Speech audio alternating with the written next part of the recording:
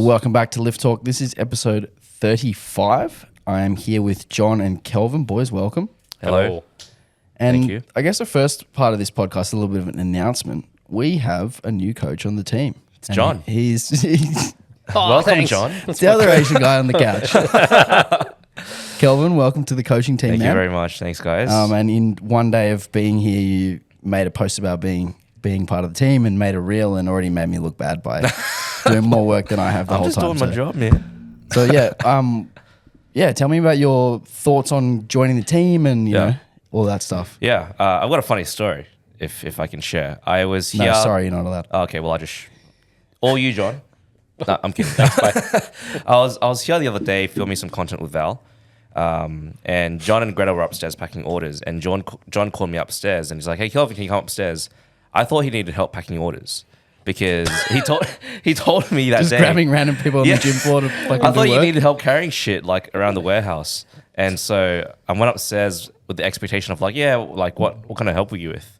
And then John and Greta started talking about like, oh, we've been talking about having a new coach and stuff like that, and that's how the conversation started. But yeah, so far it's been really good. Like my first few interactions with John, I think we got along really well.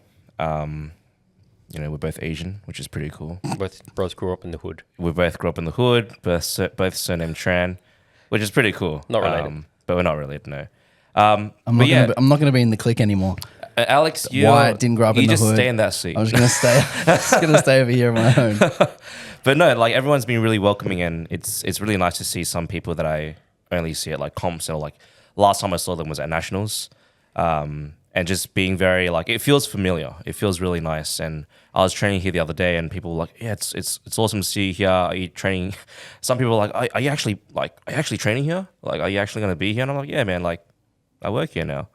So yeah, that's been pretty cool, and it's felt really really warm, which is great. Yeah, I had very similar thoughts when I joined. So I joined on different circumstances. The gym that I worked for just went bankrupt. And I called John, having known John for years and years, probably like 5 years at that point, called him and I was like, man, I need someone to take my business. And he was like, come on in. Literally started the next day. Yeah, And nice. from that first day, it was like I'd been there for years. Yeah. Obviously, because I'd already, coached at the comp so many times, trained there multiple times, and it just felt very welcoming, like you said. When we first had the conversation around bringing a coach on, you were actually the first name that I brought up. Thank you. And the reason for that was because like we wanted someone young. We wanted someone very like keen and very positive. Yeah. And also someone who like would bring a lot to the table in terms of ideas. And yeah, that was kind of my thoughts behind That's cool. you coming on. Thank you very much. I did think that you were actually a little bit too far established Yeah, right. to start on as a new coach. But Yeah. and I also kind of thought you already had conflicting work with all in interests, barbell, yeah. but turns out you were kind of not really working there. You were kind of just there. Yeah, that's definitely my home gym. Like it's probably the closest powerlifting gym to me, to my residence. But yeah, like when you guys approached me, I think it was just a really good opportunity. Given that I think that I'm still trying to build my own personal brand, build my coaching business, and by being, I guess, like connected to a platform like City Strength, not only is it going to, I guess, help me continue to establish that personal brand and that coaching business, but grow it as well, which is definitely what I want to do. And grow alongside the gym, grow alongside like HQ. Yeah. Any thoughts, John? Jeez, I think you guys covered it pretty well already. You just keep sipping on your coffee. I'll just keep sipping my coffee. No, like Alex said, like you were the first name that came to mind. I mean, part of that will be influenced by our interactions. Yeah. Like we got along, where we found out that you still live there, and like, well, I was from the area. The area. And yeah, there's also the affinity of like knowing someone from the same area that you grew up in. Like there's a connection there. We can talk about like, you've been to that hardware shop or this butcher or whatever. It's the same place. But incidentally, we're both in powerlifting. And I think for me, when I first ventured into like the powerlifting world, there were no other like Asian people from the area in it at all. Not that I knew of anyway. There was very few. and now there's heaps. And then to speak to someone that's like yourself, who's up and coming and looking very ambitious and looking at like expanding your brand and everything else, was refreshing. So you were the first one that came to my mind, and same with Greta. Yeah. So very happy to have you on board. Thank you very much. Thank you. We hope the three of us, the brains trust, to be able to take this further and further. I'm super grateful for the opportunity, and thank you for recognizing myself and as a coach. And I think I'm very keen to see what I can bring to the table. And even like the conversation that we had the other day on Tuesday, I sat down with John for about almost 2 hours, and we're just like talking about my ideas and just giving him questions to think about. And I'm keen for more of those with yourself as well, Alex, and with Greta when she's back from South Africa. South Africa. Yeah, very keen. I'm very excited. My first memory of you, Kelvin, was actually it's a good one. No. Actually, I don't know if it's a good one or not because you reminded me of myself. Oh, okay. Because when I started, good or bad, though? Well, that's what I'm saying. I don't know. That's up for interpretation. Because when I started, I was in 74 weight class, same as you. Desperately needed to go up weight classes as you did. Also at the same time, like trying to develop as a coach. Yeah. I could just see a lot of myself in you and a lot of like ambition and like keenness to get involved. That was my first time. When did we first? I don't even remember our first I interaction. don't know when we first actually met. Yeah. But like I've seen you on Instagram. Yeah. Through Podsy's Instagram and stuff for years. Ours was at the coaching course. Yes, as at the infamous Coaching course. But place that should not be named. Redacted coaching course in fucking Canberra. In bloody Canberra, because we missed the Sydney one. Yeah. And funnily enough, like we had that conversation. I'm like, oh, okay, met this guy. I was doing great. I'm like, oh, this guy's he lives in Canberra. Yeah. And then I think our next direct interaction. Can I tell people that's on? Greta and I turned up to Wall's End to park the car. It was States. Yeah, junior states or open states. It was open states. Yeah. And God. there's a car that comes around behind us. We had just gotten out of the car, and Val was with us. Yes, actually. Val was with us. And this car does a U-turn. And I don't know, Alex, you remember Wall's End? The streets are like, the gutters are really deep because the street is... They're so curved. They're bowed, like they're very curved. Yeah. Anyway, this car comes around, does a U-turn, drives into the curb, but also like just smashes into the driveway.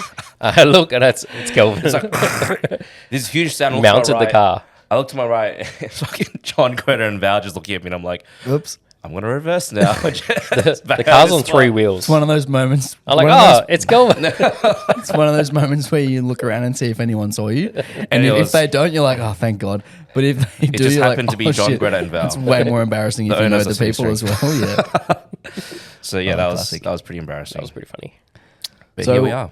I guess the first topic for today is like, what do we see as the future of the gym?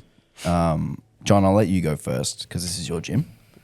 Where do we see future of the gym? Where do we see City Strength HQ going? Taking over the world. No. And I think what you said to me, right? We covered this in conversation. I don't necessarily need this to be... The gym doesn't need to be like a money printing machine. It'd be nice, but let's face it, it's nice. But that's not the goal. The goal for City Strength HQ is to be... It's more of a branding and marketing exercise. We want to be seen as the premier gym in Sydney, at least in this part of the Sydney, with good coaches that can represent the community, the thriving community that we have, and the one we're aiming to build to be inclusive, and be a safe space for everyone. That's the main thing. It's not about necessarily hitting a certain revenue target or like a certain number of members. I mean, they're all secondary because ultimately there is a commerciality to running a business and running a gym. But that is not the biggest goal. Like whether we like it or not, the gym is always going to be associated to some extent to City Strength, the online store. And I see the gym as our way to contribute back to the community that we sell to on the online store, where they require equipment and things like that. Yeah, it's our way to run comps and be able to like coach people and get people interested and interactive and excited about powerlifting, and contribute back to that community. Yeah, the way I see it is like the what's it called? Like the mantra of the gym is the home of powerlifting, right? Is that what it is? Or the heart of powerlifting. And that's like exactly what it really embodies. It's like we want to be at the heart of everything. Yep. And we want to be a place where like everyone can feel welcome, everyone can feel empowered to improve, everyone can be themselves. And like, yeah, we want to be a welcoming place for people to come and enjoy the sport on their own terms. Yeah, spot on. That's exactly it. I think what places HQ in such a unique position is that it has the e-commerce side of things backing itself financially, if that makes sense. Whereas other gyms, they kind of need they need their memberships to grow and thrive in order to make money. Yeah. And I think that places the gym in a unique position because we don't really, I'm not saying we don't need to, focus about memberships or numbers, but it's like we can focus a lot on more the culture side of things, the community side of things, without having to necessarily stress and pull our hair out about like, oh, we didn't grow in memberships. Yeah, it gives us opportunity to experiment. Yeah. A little bit more. We've got a little bit more freedom to experiment because of that. And I feel like we use the gym as a means of, like Alex said, being at the heart of our life, but staying connected to the community.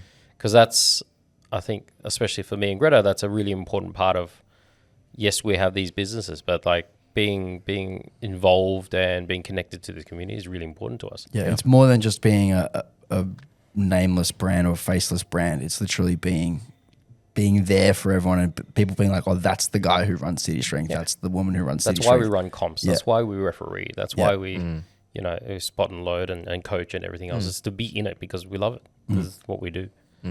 Something you mentioned, Kel, was culture. What does that mean to you? I think culture, it firstly, is super important in a space like a gym. And I think culture really is representative of the people that you have in the gym. And that's what makes it, right? So as coaches and sort of like, I guess, leaders of the culture, what should we be trying to instill in? I think both John and yourself covered essentially inclusivity as one of the main principles. And I think that's definitely something that I've experienced so far in my time training here. Like everyone is, like I said, so welcoming. And so like everyone talks to each other, which is great. But at the same time, everyone's doing their own thing. Everyone's happy to train and get shit done, which is really, really cool. Obviously, as like I spend more time here, that is going to develop, and my own perception and how I see things is going to develop as I interact with more members. But from what I can see already, I think the culture here is, like I said, very inclusive, very welcoming. And I think everyone's they're here because they're just passionate about powerlifting. And that's what we want to do. For me personally, I'd love to get more outreach to more people to get them involved in powerlifting. And I think that's a target that, like a market that I really want to engage with because I just want more people to just see how like freaking awesome this sport is. Yeah, that's what I really want to do. How about you, John? What does the culture mean to you? The culture of this gym, what does it mean to you? What does it mean to me? It means everything.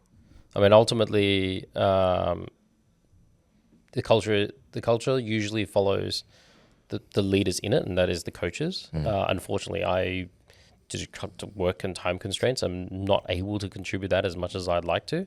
And that's part of the reason why we brought Kelvin on, is to help instill that together with yourself. Yeah, I can't be here 24 hours a day, unfortunately. Not with two kids. I'd like to. I'd prefer to be here. You might be divorced. Chrissy doesn't listen, so I'm safe. But also, I also feel like people from different experiences, different backgrounds, especially coaches, can only enrich the culture. Like I suppose what you don't necessarily want is everyone who's just all the same. Like we celebrate that diversity, that diverse a spread of opinions, even if it's like training opinions, or you can have arguments and debates about training, which is very commonplace. But that adds to the culture. Like we can all agree, disagree, and actually learn from each other, from people with different walks of life, and it's just an enriching process. Yeah.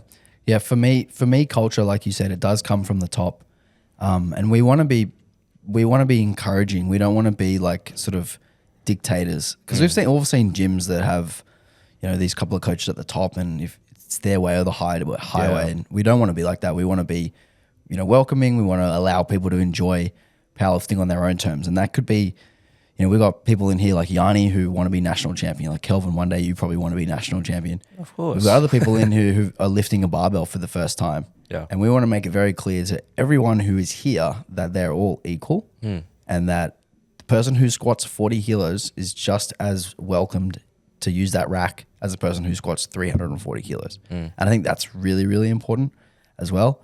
Any other points? I think that what you just mentioned also reflects in ourselves as coaches, like our own coaching principles and our coaching philosophies, where I've had conversations with you, Alex, where we've spoken briefly about like how we coach, and we're very open. We're very, firstly, transparent to our clients, but we're also open in the way that we coach. And like, if this works, it works, and if something that doesn't seem like theoretically shouldn't works for a client, then we're happy to sort of like run with it. And I think that sort of principle, that sort of idea translates or carries through to the way that we treat people, right? Like if it works, it works. If what you're doing works, run with it, Yeah. The biggest part of coaching is individualization, and most of that comes from psychology. Yeah. It's what does that person...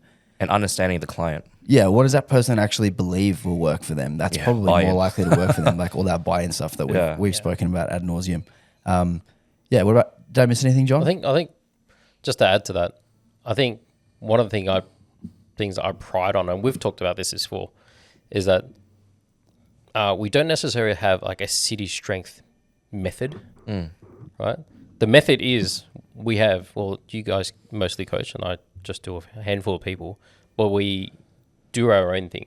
And we probably agree on like 95, 99% of the principles and the way we do things. But it's the differences that make us unique, that make us special. And that should be celebrated. I'm not necessarily tied into the idea of, because I have been asked before, like, oh, what is the city strength training method or coaching method? Right. I'm like, there is none. There are principles you abide by, and we can all agree that we all, due to our own experiences, lean or bias certain things. Like you and I have spoken about like accessories or way we program general training blocks. Like I really push very, very generalized different movement patterns a lot, and I push them really hard. And you tend to, what was the one of the things you said? Oh, you ask clients what exercises do you like? You ask them that what they like. Whereas I straight off the bat will prescribe a whole bunch of exercises, and then I see, for me, which ones they enjoy or don't enjoy or find challenging. It's almost like I use the initial general training block as a fact-finding mission to find out and to see like if they're more compliant on certain types of exercises than others. Yep. And I won't tell them. Yeah, right. And that's the differences that I feel like.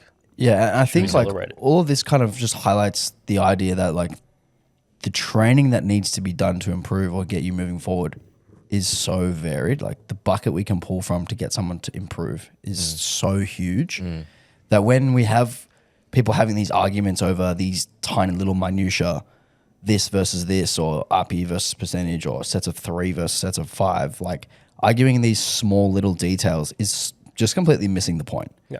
And like those small little details, they matter for the individual, but at the individual level. But globally, we can't say that one is better than the other, which is why like having a quote unquote method for everyone is probably not ideal.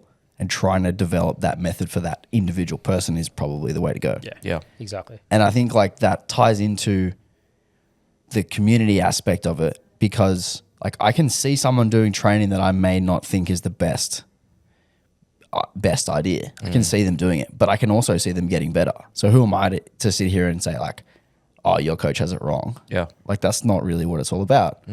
I guess the city strength way is like, it's unrelated to training methods. It's more about People. communication, Enjoying how you training. treat people, training hard, Yeah. enjoying yourself, having a laugh, being social, being part of the community. Like those are the things that are really the city strength way. That's the city strength method. It's not, RP versus percentage or 3x5 versus fucking 3x3. Like that stuff's 10 by 10. stuff's almost irrelevant. 10 by 10 or nothing. It's the others. Yeah, except for the 10 by 10 bench and the machine gun bench. That's obviously necessary completely. But yeah, it's the softer skills of the powerlifting coaching, the softer skills of community development and like, you know, being a coach is about communication. It's about listening to people, about actually like trying to understand them as a person, less about, you know, manipulating programming variables and blah, blah. 100%. The fact that we all agree on this without having discussed this in depth or in detail before this actual conversation just goes to show like this is the sort of culture that we want. This is the sort of culture that we're trying to lead and to what's the word? Not marinate. Nurture? Nurture. Yeah. Marinate. To marinate at the gym. It's the Asian. I'm glad you were here, John, because I had no idea what you were talking about. To nurture at the gym. Yeah. Marinate. There's pork chops, I hope. Yeah. There is. All right, so let's go to what you want to talk about today, John, which is, What do I want to talk about? well, you mentioned this in the group chat, with some of the ideas we've had in coaching that we can now look back and laugh at. Oh, God. And again, this kind of stuff is like, it's lighthearted, it's funny, it doesn't really matter. And it probably, some of these methods would probably actually would still work and would still be useful, and some people would still use and get great results from. No. Do you Nah. do you have any that you can I'm recall off the curious top to of your hear head? from you guys because obviously I'm a bit newer in the game, and when I first started coaching, I got into like progressive methodologies and principles quite quickly. I didn't really fall into any deep rabbit holes, so I'm keen. I'll preface this by when I started, and I think we've covered this in like one of the other episodes that we did. There was very limited resources around. Yeah. Anything you do on the internet was pretty much Louis Simmons, West Side, or 531 was coming, and starting strength was starting to come around.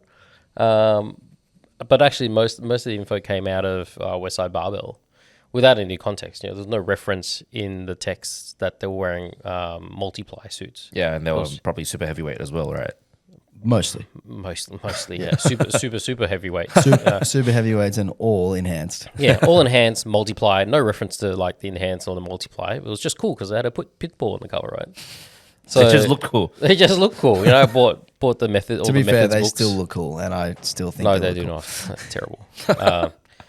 But one of the faux pas I did was, I made my clients do West Side style. When I say it's West Side, it's not West Side unless you did it under Louis Simmons, but like West Side style training, where they have a max effort box squat thing.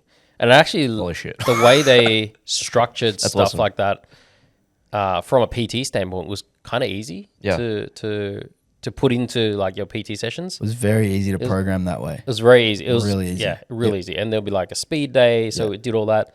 I remember walking over to Mitre 10 in the city, going, "Do you have chains?" And they're like, "Yeah." Pointed to the floor, and there's like a bucket of chains. Oh shit. And I'm like, "Oh, cool. I'll take the whole bucket." And I took it back to the gym. I lugged it back to the gym. That was like, I think it was 18 kilos, like in a bucket of chains. And I realized that's not enough. So like went back there the following week want more chains. to buy their upper bucket of chains and then carabiners, and basically set up my own chain setup in the commercial gym. Holy The shit. biggest racket. I hate the sound of chains in gyms, man. Like it's just so loud. Mate, you wanna attract all the gym bros, be a personal trainer, attach chains to the barbell, get your clients to squat. All the gym bros start looking. Everyone thinks it's the best thing ever. Yeah, I know. It's that, like that would have been car- a really good marketing tool. It's like it is. It's Do we like a have car any with here? a I loud want to do exhaust. some change. Huh? I want to do chains today. Do we have any chains here? No, I sold them Ah, damn it. to some other idiot. Were who they the believed same in- ones, though, that you still had? Huh? Were they the same ones that you still had? Yeah, you might have saw them at Lyft. I had them at Lyft for a Oh, little that's bit. sick. I mean, ultimately, it's accommodating resistance. It was actually good fun in that the actual training stimulus was questionable, at least for the application I used it for. But the loading, the sensation of the loading as you did them was That would have felt mad. it was pretty fun. Well, it's light in the bottom, and then Yeah. as you press through, it gets heavier and heavier. Yeah. Yeah, So yeah, it's like- especially for it's squatting though. It's for like overcoming weak points, For squatting, for, it like, was building velocity through heavier, whatever. Yeah, whatever the look- theory is. Speed, like short of- velocity and speed. short of buying a Tendo unit to Yeah. measure bar speed velocity. Yeah, So did that. So the whole West Side Circus did that, and then went through a phase of 531 where like complete opposite. Instead of doing like heaps of other non-specific exercises, went super specific, followed by like sled pulls Oh shit. en masse. Yeah. And there was like boring but big. Yeah. So all my clients did boring but big. So they were all the same things that I did, and then got them to do dips with chains and look hectic. Yeah. Dips with chain is still pretty cool. I would do them. Dips with chains are cool. Just Yeah. chain around the neck. Yeah. Yeah, just all don't time. put it on anyone who has long hair. As I subsequently found out. Not a good idea. Not me, obviously. What? What do you mean? I thought you had long hair. What else did I do? I did go through a small phase of Mark Ripto hip drive Yeah. because his explanation made sense until I pulled out an anatomy book. And then I was like, oh, there's actually a biomechanics or some movement book. And I'm like, this doesn't. You mean teaching the squat in that way? Yeah, him teaching Yeah. the squat with, the bar, your wrists over the bar, and then primarily driving it through like your glutes. hips. Yeah. So you Sit you back. almost forcibly do a stripper squat Yeah. or stripper squat type thing. And almost no one can get to depth like that. No one got the depth, no one good squats that way, even back then. Oh, well, Guys in wraps. in West would- Side would and in squat that way. Equipped, guys will squat like that because they're sitting into the suit. Yeah, but that's them trying to potentiate the suit. Yeah. It's a different thing. Like It Mark is, yeah. Ripto was talking about building people for weightlifting. Yeah, Actually Squatting like that for weightlifting. squatting like that for weightlifting. shit. And I think it dawned on me. I started questioning it where I think it was on a podcast with Chad Wesley Smith and Max Ada, the Juggernaut one, where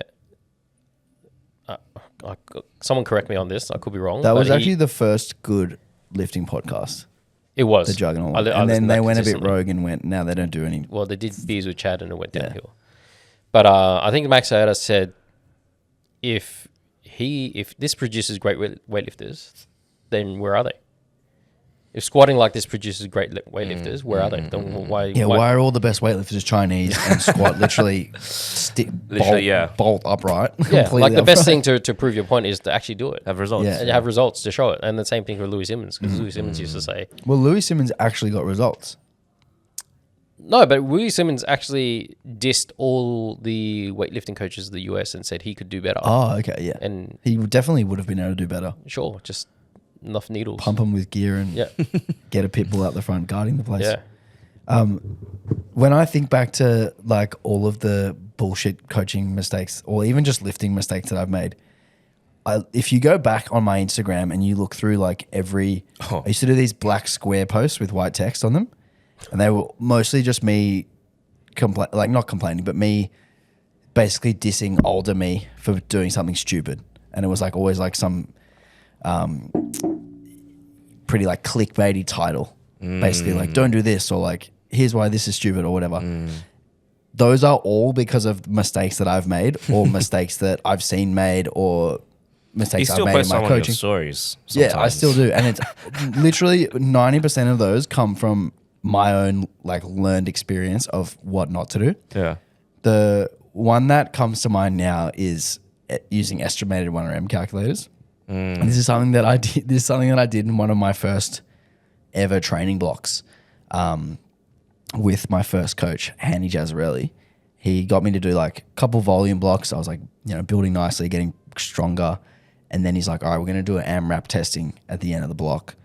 And I did the AMRAP testing, got like 10 reps on everything. That was like 80% 1RM. So like I was getting stronger. And I plugged the squat max into a 1RM calculator. And I think I got 165 for, I think it was 13 the time. What was the estimation? This was like 2015. This was a long time ago. I think I did 165 for 13. And I plugged into the calculator and it said that my max was like 225. And at the time, my max was like 190. And I was like, fuck yeah, I've gotten 35 kilos stronger. This is so good. And then I was the whole time prepping for that comp. The comp was maybe like 10 weeks after this. Whole time prepping for that comp, I'm like, so keen. I'm going to squat 225. I did 210, which was a That's not bad. huge That's improvement. 10% off. But way off the 1RM calculator. And then from that, and I actually made a post saying E1RMs are fucking stupid. And that was birthed off of my own learned experience that they aren't very accurate, and particularly not accurate the higher the reps go. Yeah. Yeah, because your data gets skewed, right? Yeah. And then what- another thing on a similar point, this is something that I used to do my first iteration of coaching powerlifting, like literally 11 years ago. This was something that I would do in the program. I would input training maxes in for someone. It would spit out like a fully percentage-based program. They'd do the program for 5 weeks.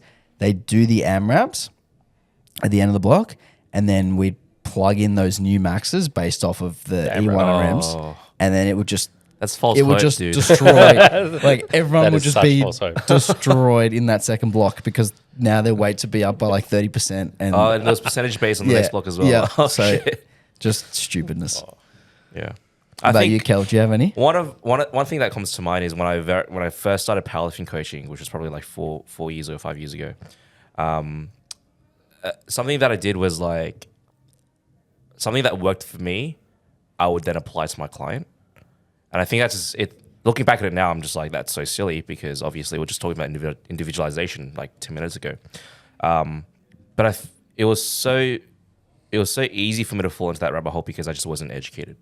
And I could recognize that. And when I did recognize that, I was like, man, like, what am I doing? Like, I can't be doing this and just giving my clients the same thing that works for me, obviously, because they're different. But the logic of that is reasonable. It's like, Yeah. we are all humans. Like, we all have fucking 2 legs and 2 arms. We all have the same amount of bones in our body. Yeah. And we're all trying to do the same 3 movements. Yeah. So, like, but it's if you think about it logically, like, why wouldn't 2 people who are reasonably similar in size and experience be able to improve off the same things? That's true. There is some validity to it. Yeah. I mean, like, it's not always true, but, like, it's a reasoned logical reasonable thought. assumption. It's a reasoned thought initially. Yeah. Yeah. But yeah, that was one of my things when I was a very young powerlifting coach. I mean, I'm still young now, but probably 4 years ago, I recognized that and I saw that and I was like, man, like that was probably the point where I realized I want to get way more educated, and that's when I started committing to like mentorships, and basically every quarter I tried to like sign up for a course, and I still do that now, just so I can just keep upskilling. But I think, recognizing that was very pivotal for me because that was when I realized, like, I got to start.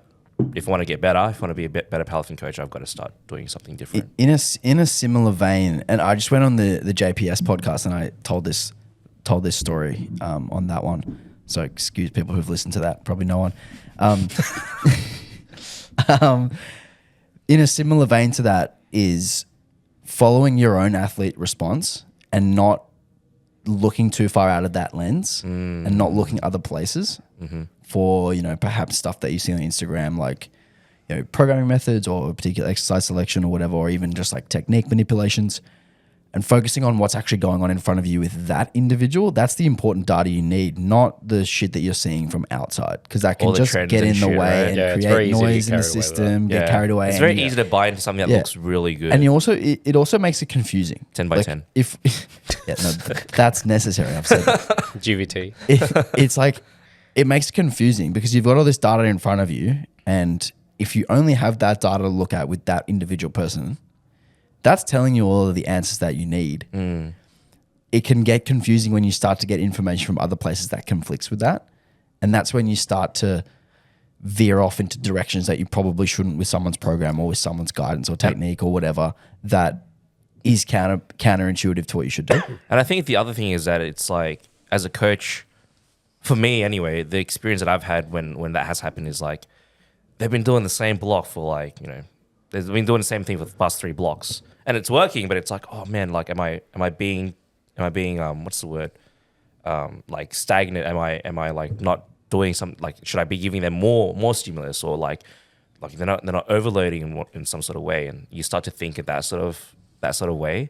But yeah, like, you're exactly right. Seeing the individual right in front of you is all you really need. Yeah. And as coaches, we can get pretty.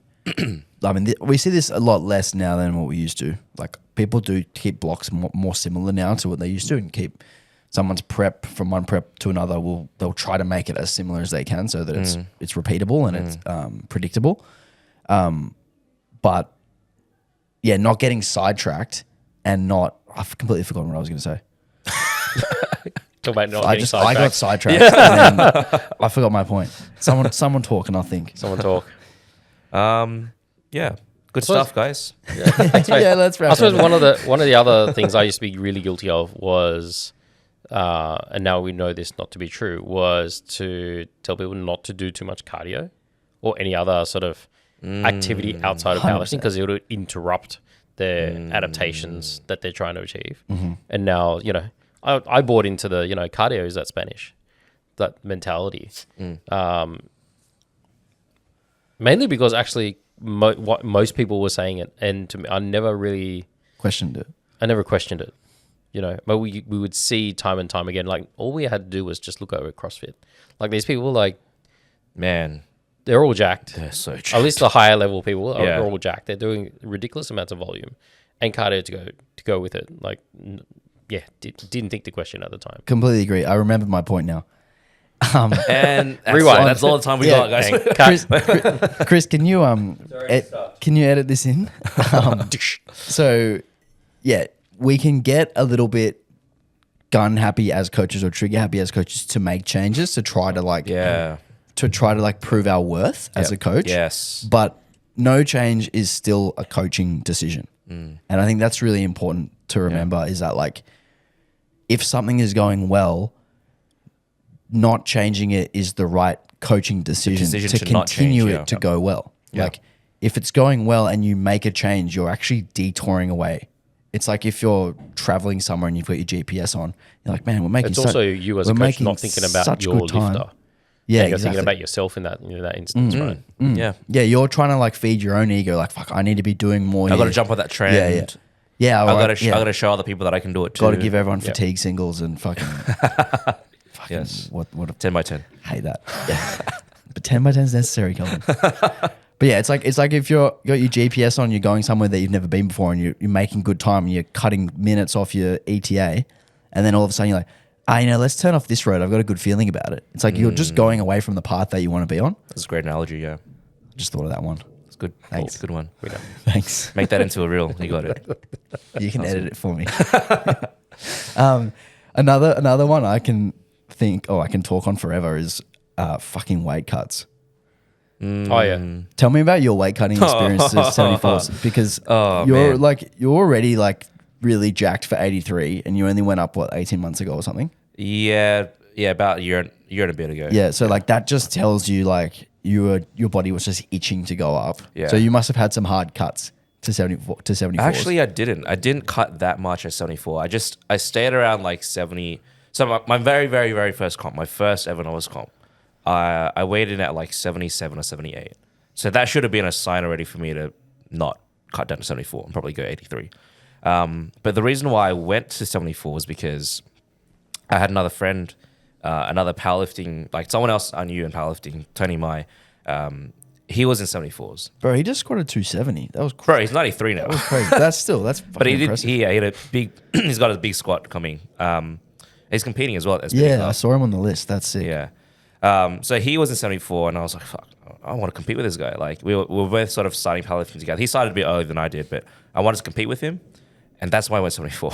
That's funny because I had the exact opposite thought.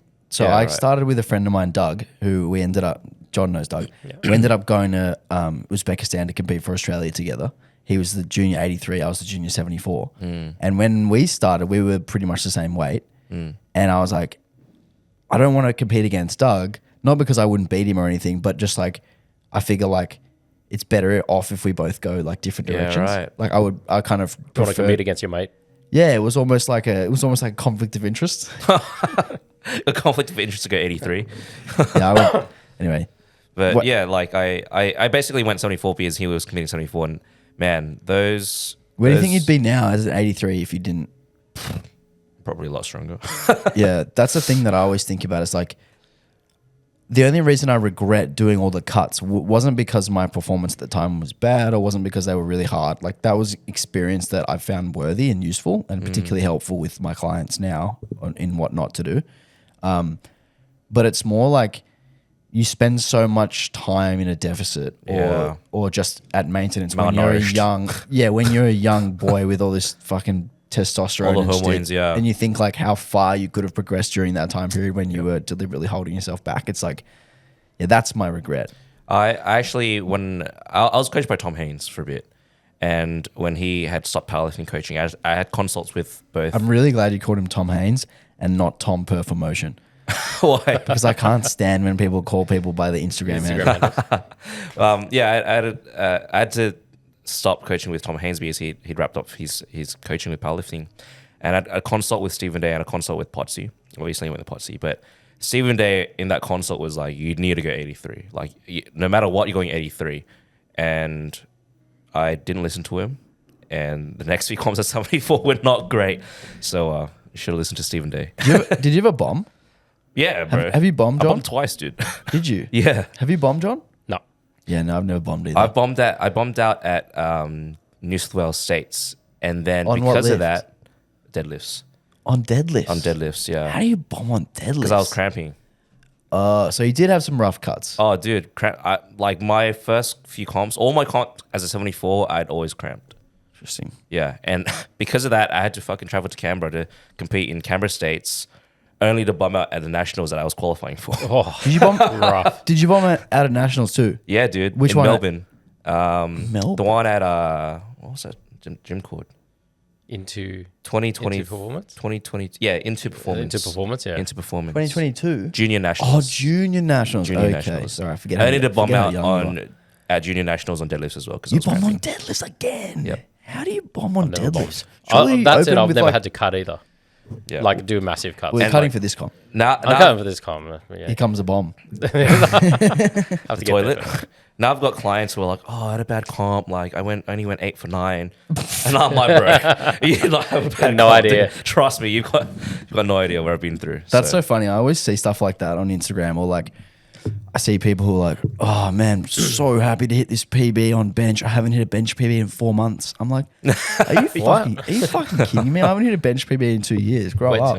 till you get backwards. Yeah, grow up. Yeah. Wait till you get back. Wait till you go backwards. Wait till you get older. Yeah, wait till you get older. 100%. Trying to think if there's any more. Another one that comes to mind is right around the time when I started coaching at Lift. So for people who don't know this, John was the coach at Lift when Lift opened Yep. from 2013 to 2016. Is that right? 2014. Yeah, something like that. Yeah. Second half of 2013, yeah. Yeah, so like about 3 years there. Yeah. John left to open City Strength, get a big warehouse for the store, and open the gym there in Marrickville. And I took over John's job as the powerlifting coach. And around about that time, that was September 2016 when I took over. Yeah. I thought machines were useless.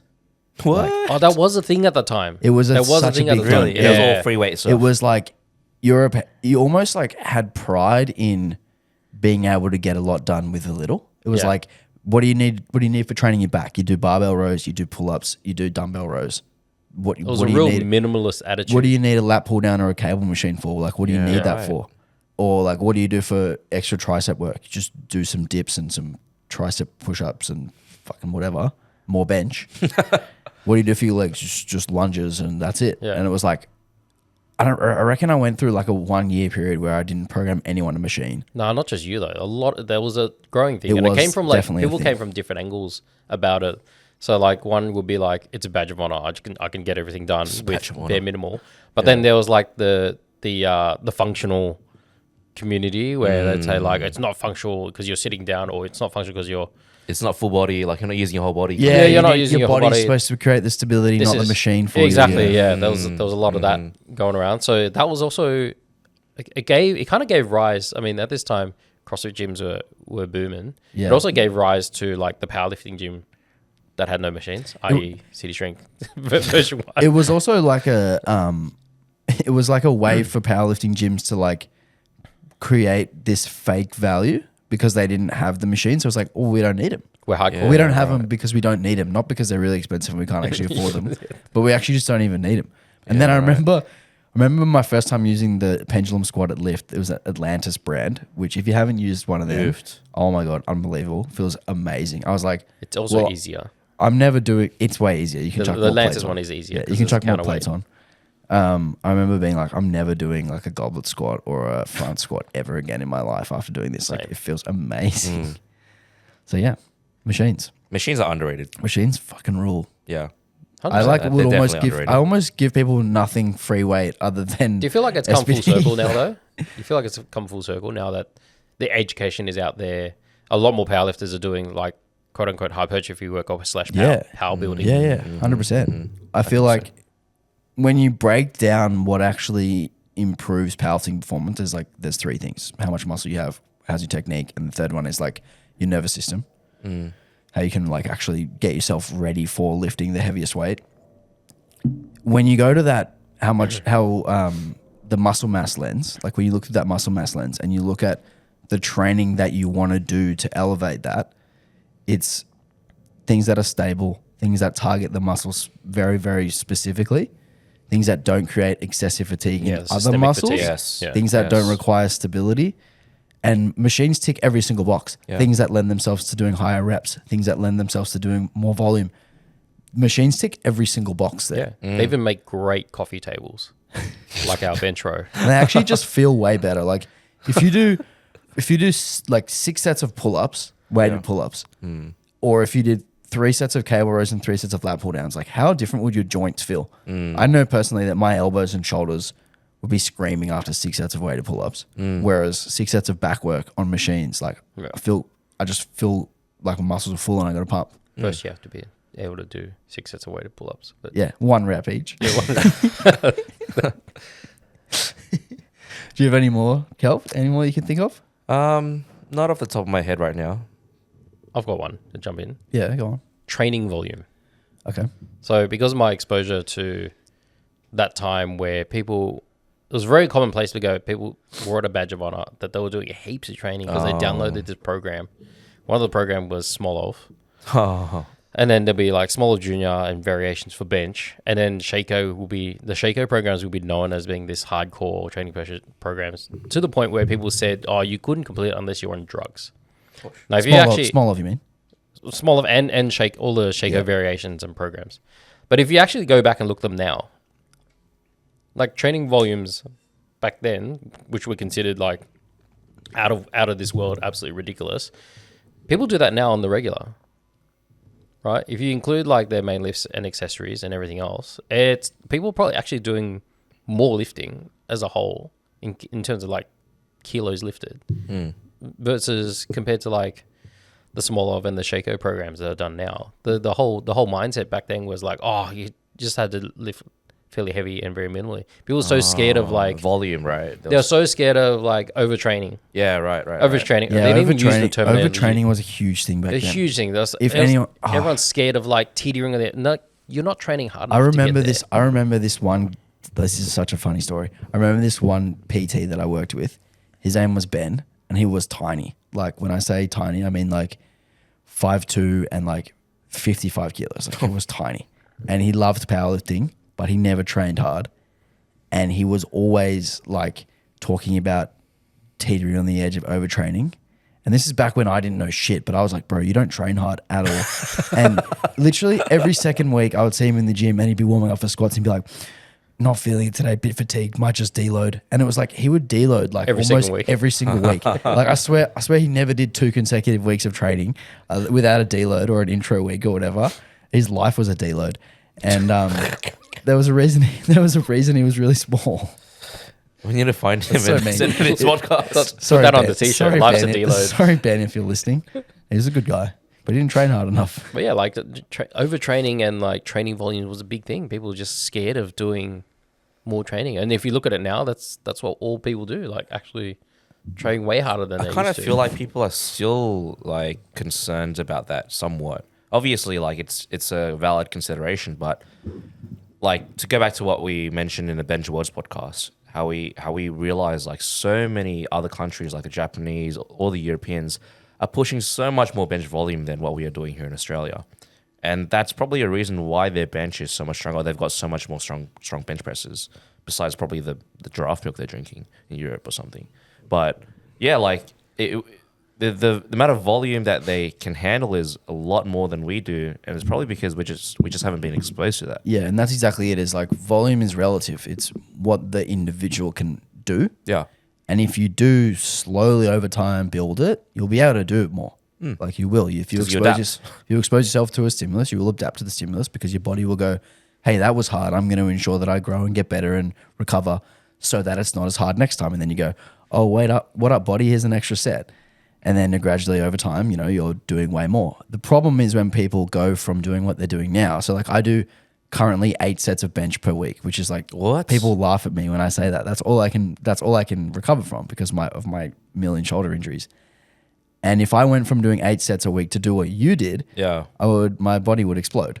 Yeah, right. But I could probably get there over time, Yeah, over if a you long had period one of time. But it set. might take me like 2 years to build to that level.